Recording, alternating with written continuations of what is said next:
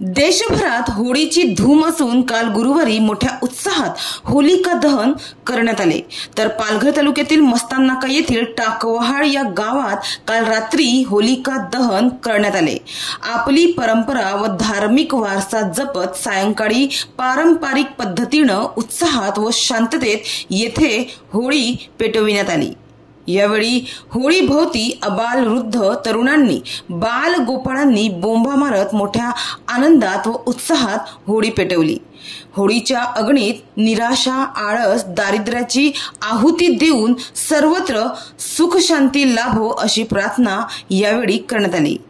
तर परंपरेनुसार ज्यांचे नवीनच लग्न झालं आहे अशा जोडप्यांनी होळीभोवती यावेळी प्रदक्षिणा घेतल्या व हात जोडून प्रार्थना केली।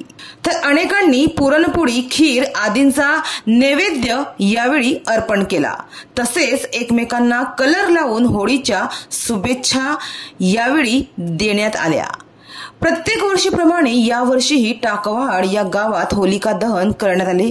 यातून एक प्रकारे आपली जी परंपरा आहे ती जपण्याचा प्रयत्न यावेळी करण्यात आला। म्हणजेच सामाजिक सांस्कृतिक आपल्या संस्कृतीचं दर्शन घडवणाऱ्या या उत्साहात सहभागी होऊन अनेकांनी आपली परंपरा जपण्याचा प्रयत्न केला। तर काल होलिका दहन करण्यात आले असून आज सर्वत्र धुलीवंदन साजरा करण्यात येत आहे। फाल्गुन पौर्णिमेच्या रात्री होलिका दहन केल्यानंतर दुसऱ्या दिवशी रंगांसह होळी खेळली जाते, ज्याला मराठीत धुलीवंदन असे म्हणतात। त्यानुसार आज धुलीवंदन उत्साहात साजरा करण्यात येत आहे। तर होलिका दहन हे वाईटावर चांगल्याच्या विजयाचे प्रतीक मानले जाते।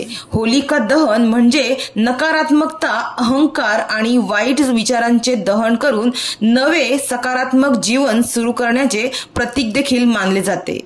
तर तुम्हा सर्वांना धुलीवंदनाचा हा सण आनंदात जाओ, सुरक्षित रहा व इतरांची काळजी घ्या, आनंदाने हा सण साजरा करा।